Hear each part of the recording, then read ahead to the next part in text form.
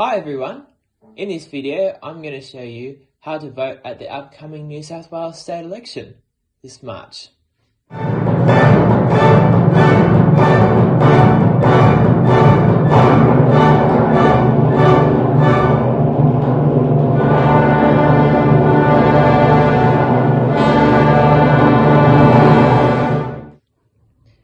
In the upcoming state election, you will have two ballots when you go to your voting booth. You'll have a small ballot and a large ballot.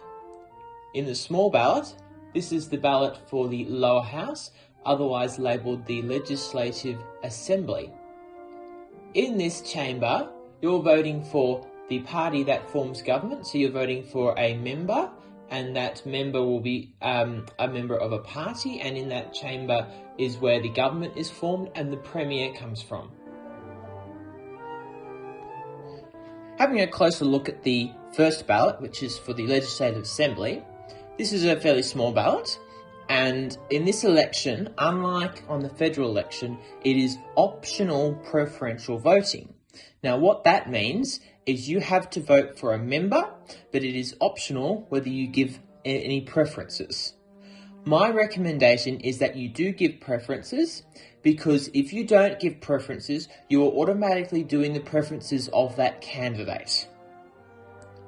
What you will want to do is you'll want to put a 1 next to your preferred candidate. So your number one candidate, this candidate is the person that I want to be elected, you need to put a 1 next to them. That is the most important thing, and if you do not do that, your vote will be disqualified and you'll also be issued a fine. So you do not want to do that. So you want to put a 1 next to the candidate that you like.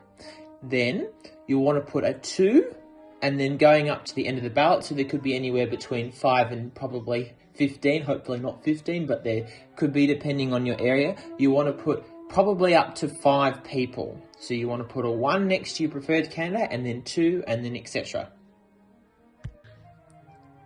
The other ballot, which is the much larger ballot, is for the upper house, and it is called the Legislative Council. In this ballot, there's many candidates, and you're voting for not one candidate, but a group of candidates. That is very important. The other important bit of information is that you're voting for only half of the chamber, and you're also voting for the members to sit there for 8 years. You really don't want to elect an idiot because he's going to be stuck there for 8 years. Going over to the upper house ballot, this one is a little bit more complicated, but it's pretty straightforward, so you shouldn't have too much trouble filling it out. You have, in realistic capability, 2 options. You either fill in the top section or you fill in the bottom. So you either do top or bottom. I'll weigh the pros and cons of each method in a second. So the top method is where you vote for your group. So there's different groups and they're usually different parties. So you might have the Sustainable Australia Party group. And so what you want to do is when you vote above the line, you put a 1 in there and you're effectively saying, I'm voting for all the candidates for a Sustainable Australia Party. Okay, so how you fill in the top ballot is you put a 1 next to your preferred group, and then you can label 2, 3, etc. And what you're doing then is you're going, I want group 1, and then I want the other groups will get preferenced. Now, that's all good, but let's say you like the group that you're voting for, but you really hate a candidate in that group and you do not want them to be elected because for whatever reason they're an idiot or something. This is why you vote below the line. So it's important to know why you would vote above the line and why you vote below the line. How you vote below the line is you simply put your candidates from 1 to 6. So you label your candidates 1 to 6. It's important to note that they can be from any group. So you could put numbers 1 to 3 from the Liberal Party, and then let's say you like an independent, and they're not in a group because at the end there's not group candidates. You put your member there, and then you might want to go back and you've got a relative or a friend who's running, and so you want to put them down, and so you do that 1 to 6, and they're the 6 candidates that you're voting for effectively. And then you have to do 6. As I said, this is optional preference voting, so you can do more than that. So then you can go up to 12, in which you've said, okay, they're my 6 candidates, but then I want to name another 6, and let's say one of those candidates is a Liberal and he gets elected. His preferences, you'll be getting those you'll be directing your people that you voted for, and their preferences will go to him.